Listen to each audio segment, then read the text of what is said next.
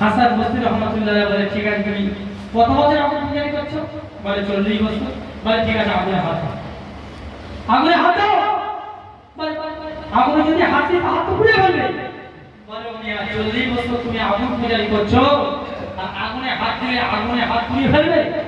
হাসান বসরি রহমাতুল্লাহ সামাউনের হাতটা নিয়ে দুই বন্ধুর হাতটা আগুনে দিলে দেখলেন দুই বন্ধুর হাতে একটা ফসল পড়ছে আমার আল্লাহ কোরআন নাযিল বলেন আমার আল্লাহ বলেন যে হাতটা আমার মাহবুব বান্দার হাতের সঙ্গে টাচ হচ্ছে সেই হাতটা আমি কেমনি পুরাই দিয়ে বলেন সুবহানাল্লাহ।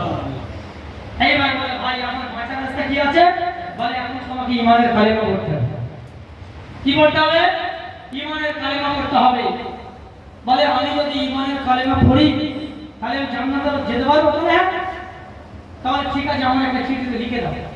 উনি একটা চিঠিতে লিখে দিল যে আমি হাসান বসরি রহমাতুল্লাহ আমার হাতে হাত দিয়ে সামাউন ঈমানের কালেমা পড়ার কারণে এখন আমি জান্নাত।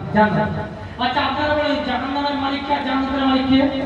আল্লাহ। তো এখন আমি ভয় থেকে সত্তর করে ভাই মাশাআল্লাহ কিন্তু জাহান্নামের মালিক তো তুমি, জান্নাতের মালিক তো তুমি, কিন্তু আমি তো সামনের চিঠিতে লিখে দিয়েছি, তখন আমার অবস্থা কি হবে?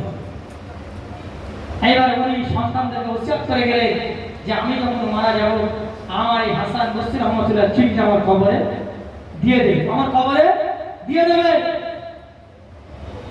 উনি কিছুদিন পরে মারা গেলেন। এইবার হাসান বসরি রহমাতুল্লাহ চিঠিটা ওনার কবরে দেওয়া হলো।